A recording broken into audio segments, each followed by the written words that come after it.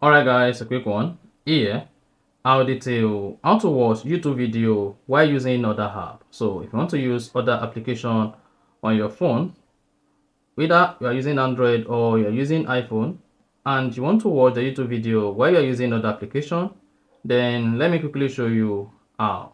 So if at the end of this you found this offer informative, please don't forget to like and then subscribe. Now, to watch YouTube video while using other apps, all you need to do is go ahead and open the YouTube application. Once opened, you want to go back to the YouTube home and then click on the U button at the bottom right. Once selected, locate and click on the settings icon at top right. On the settings page, scroll down, locate and click on playback. Under playback, locate and turn on picture in picture.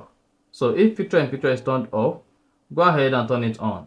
Once you turn on picture in picture mode on your phone, now go ahead and play the YouTube video you want to watch in a miniature mode on your Android phone. So just search for the video like that and then start to watch the video.